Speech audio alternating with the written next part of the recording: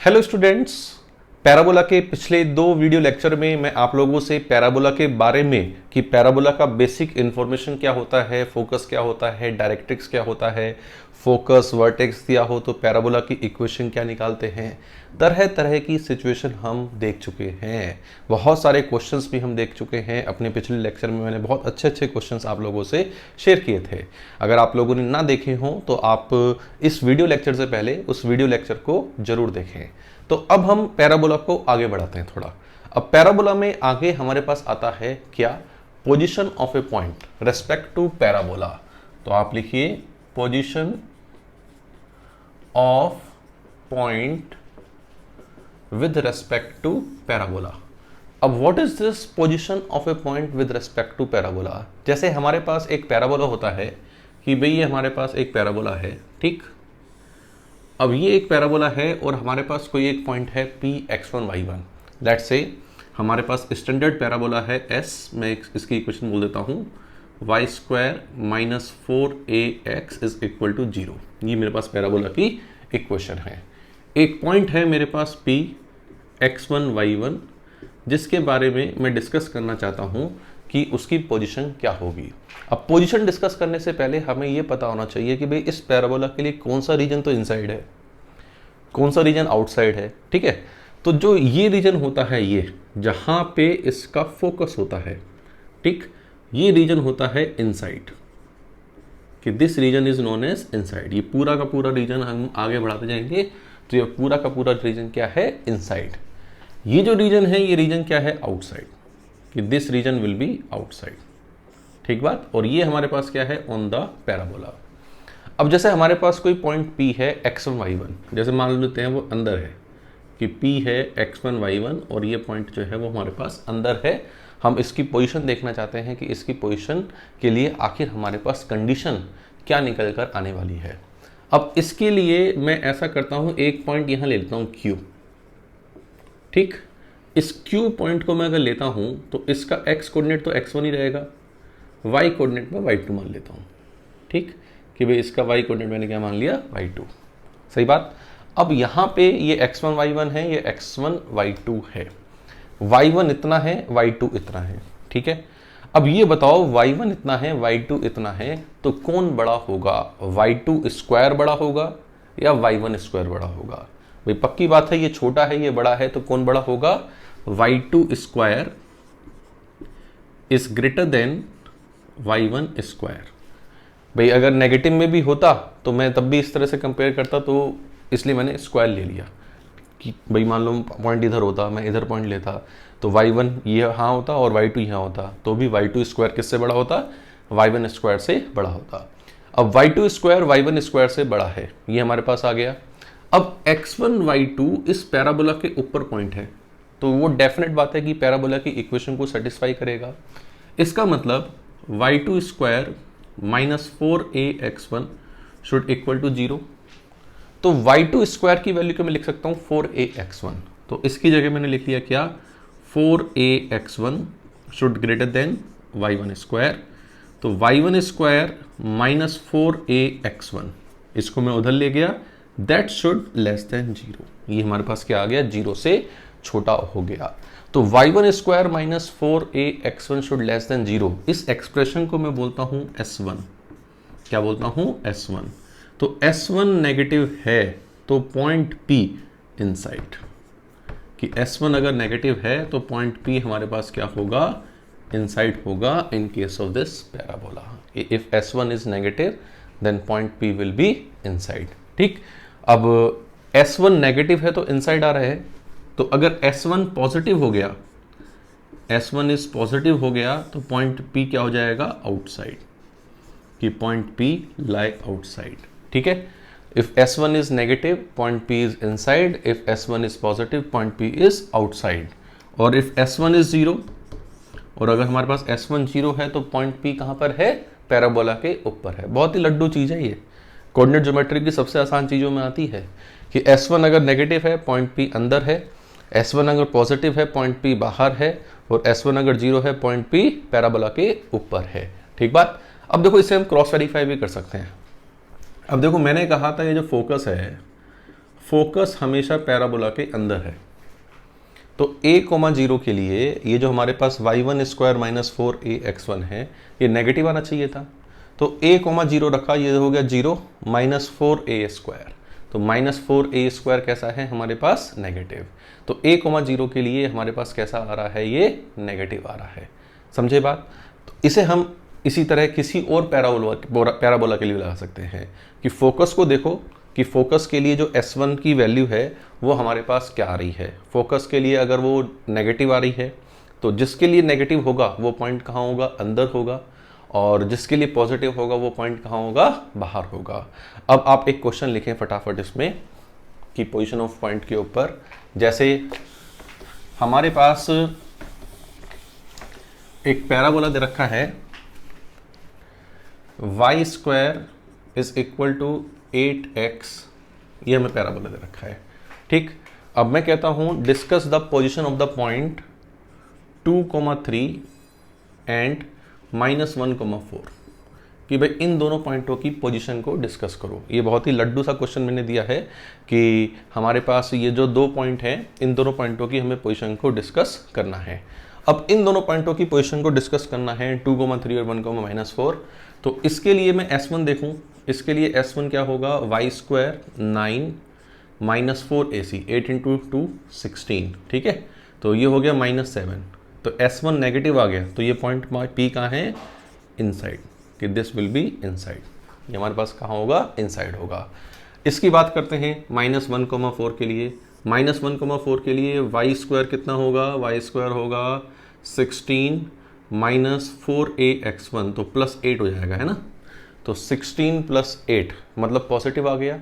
Positive आने का मतलब ये पॉइंट P कहाँ है? Outside. This point P will be outside the parabola. एक छोटा सा क्वेश्चन और लिखते हैं, एग्जाम्पल नंबर 2। क्वेश्चन लिखिए, find the all possible value of alpha, find the all possible value of alpha so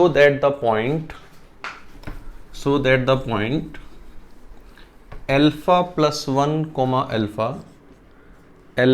plus 1 comma alpha, so that the point alpha plus 1 comma alpha lie inside the parabola, lie inside the parabola, inside the parabola, lie inside the parabola, y square is equal to x plus 5। मतलब ये point इसके अंदर हो। Alpha plus 1 comma alpha lie inside this parabola, y square is equal to x plus 5। ठीक, अब यहाँ पे S1 निकालते हैं। What should be S1? S1 होगा y square alpha square minus x plus 5। इसे इधर ले आएंगे तो अल्फा प्लस 1x, और ये +5 भी इधर आ गया माइनस में। This should be the value of S1। अब पॉइंट P को अंदर होना है तो S1 कैसा होना है? नेगेटिव। तो इसको नेगेटिव कर दो बस। तो alpha square minus alpha -6 should less than 0। इसके फैक्टर क्या हो गए? Alpha -3 alpha plus 2 should less than 0। तो अल्फा कहाँ से कहाँ तक आ गया? -2 से लेके 3 तक, कि अल्फा बिलोंग्स टू -2 से लेके 3। तो अल्फा अगर -2 से लेके 3 तक है तो ये पॉइंट कहाँ पर है? हमारे पास अंदर है। अल्फा कहाँ से कहाँ तक है? -2 से लेके 3 तक है। ठीक है, अल्फा अगर -2 होगा तो वो पॉइंट पैराबोला के ऊपर होगा। जैसे अल्फा -2 हो गया तो y कितना हो गया? -1। अल्फा -2 हो गया तो y कितना हो गया? ये कितना हो गया? -1। तो -2 y रखा 4 हो गया, और -1 वहाँ रखा x -1 4 आ रहा है। इसी तरह 3 भी सेटिस्फाई कर रहा होगा। देखो 3 पे अल्फा की वैल्यू के लिए पॉइंट क्या है? 4,3। तो 4,3 4 रखेंगे, 4 + 5 9, और 3 का स्क्वायर 9 बराबर सेटिस्फाई कर रहा है। अगर वो पूछता कि ये पॉइंट पैराबोला के ऊपर है तो हमारे पास अल्फा की वैल्यू क्या होती? या तो -2 या 3, सिर्फ 2 पॉइंट होती। लेकिन उसने वो नहीं पूछा, उसने ये पूछा है कि अल्फा की वैल्यू बताओ जिसके लिए पॉइंट P क्या है? उसके अंदर है। तो उसके लिए हमारे पास ये S1 को हम क्या करेंगे? नेगेटिव। अब देखो यहाँ पे पोजीशन ऑफ पॉइंट के बाद हमारे पास बात क्या आती है? पोजीशन ऑफ पॉइंट के बाद पैरामेट्रिक इक्वेशन ऑफ पैराबोला क्या आती है? What? Parametric equation of parabola. तो लिखते हैं पैरामेट्रिक इक्वेशन ऑफ पैराबोला, लिखिए पैरामेट्रिक इक्वेशन ऑफ पैराबोला कि what is the parametric equation of parabola. अब देखो हर एक पैराबोला के लिए हम एक पैरामीटर में इक्वेशन को रिप्रेजेंट कर सकते हैं। जैसे हमारे पास जो स्टैंडर्ड पैराबोला है y² is equal to 4ax, ये मेरे पास स्टैंडर्ड पैराबोला है। तो इस स्टैंडर्ड पैराबोला पे कोई अगर हमें पॉइंट P मानना है, जैसे ये पैराबोला है इसमें मुझे कोई पॉइंट P मानना है, तो उस P पॉइंट को T पैरामीटर की टर्म में मान सकता हूँ, और T पैरामीटर की टर्म में उस पॉइंट P T को क्या मानना चाहिए, दैट इज इक्वल टू 80² 280। ये हमारे पास क्या होगा 80² 280, ये 80² 280 ये पॉइंट हमें इसमें मानना चाहिए 80² 280। अब देखो 80² 280 किसी भी t के लिए इस इक्वेशन को सेटिस्फाई करेगा। 80² 280 किसी भी t के लिए इसको सेटिस्फाई करेगा। जैसे y की वैल्यू रखी मैंने 280², ठीक, तो 280 का होल स्क्वायर कितना हो गया 4a² अब 4a² is equal to 4ax, तो 4 से 4 कैंसिल, a से a कैंसिल, तो x कितना हो गया 80²। तो pt is equal to 4a, मतलब इसका जो पैरामेट्रिक है वो क्या है 80² 280। मान लो अगर पॉइंट जो पैराबोला है वो स्टैंडर्ड नहीं दे रखा, वो दूसरा दे रखा है y² is equal to -4ax, ठीक। अब y² is equal to -4ax दे रखा है, तो अब हमें पैरामेट्रिक क्या मानना चाहिए भाई, अब हमें पैरामेट्रिक मानना चाहिए -80² 280, मानना क्या चाहिए -80² 280, क्योंकि x को हम -80² रखेंगे, मतलब अगर हम y को 280 रखेंगे तो x की वैल्यू हमारे पास कितनी आएगी -80², ठीक। इसी तरह अगर पैराबोला ये होता x² is equal to 4by, ये मैंने इस तरह के आपको 4 पैराबोला पढ़ाए थे ना, तो x² is equal to 4by वाला पैराबोला होता तो हमारे पास पैरामेट्रिक क्या होती, तो इसके लिए पैरामेट्रिक होती 2bt, bt², किसके लिए पैरामेट्रिक होती 2bt, bt²। तो x² is equal to 4by 2bt, bt²। इसी तरह x² is equal to -4by, अगर मेरे पास होता x² is equal to -4by, तो इसके लिए हमारे पास क्या होता 2bt और y को हम क्या लेते -bt²। तो ये हमारे पास पैराबोला की पैरामेट्रिक इक्वेशन लिखने का तरीका है कि भाई पैराबोला का पैरामेट्रिक इक्वेशन को हम आखिर किस तरीके से लिखते हैं। जैसे सपोज करो हमारे पास एक पैराबोला है y² -4y + 8x is equal to 0। Let's say ये मेरे पास कोई पैराबोला है, ठीक है। अब y² -4y + 8x is equal to 0, मुझे इसकी पैरामेट्रिक इक्वेशन को लिखना है।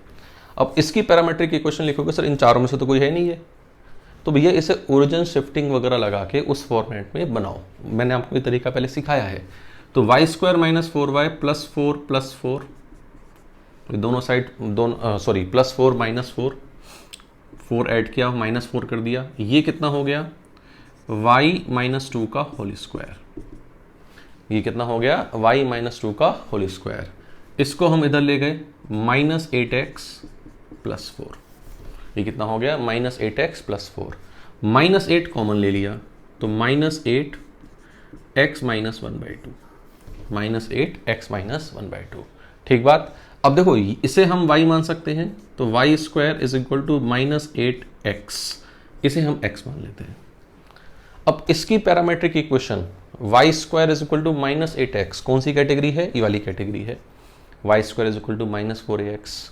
तो इसकी पैरामेट्रिक इक्वेशन क्या आएगी x - ½ is equal to -80², a कितना है 2, तो -2t², ठीक।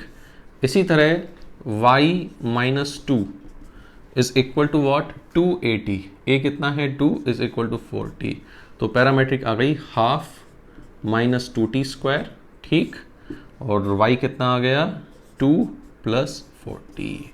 तो इस तरह पैरामेट्रिक इक्वेशन निकालना हमसे पूछ सकते हैं कि भाई पैरामेट्रिक इक्वेशन निकाल के बताओ।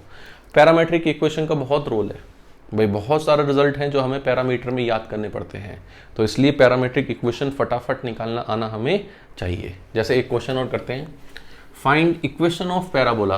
अब यहाँ पे उल्टा क्वेश्चन मैं पूछता हूँ, फाइंड इक्वेशन ऑफ पैराबोला, लिखिए find equation of parabola whose parametric equation is x is equal to t square plus 1 and y is equal to 2t plus 1. Find equation of parabola. Find equation of parabola. अब हमें parabola की equation निकालनी है जिसकी parametric दे रखी है और parameter यहाँ क्या है t। अब देखो पैरामीटर यहाँ t है तो बस हमें इसमें t को गायब करना है। किसको गायब करना है? t को। कैसे गायब करें? x minus 1 is equal to t square, y minus 1 is equal to what? 2t। ठीक, इस t की वैल्यू को उठा के यहाँ रख दो, तो x माइनस 1 t की वैल्यू कितनी होगी? y माइनस 1 अपॉन 2 का होल स्क्वायर। तो ये हमारे पास क्या आ गया? y माइनस 1 का whole square is equal to 4x minus 1।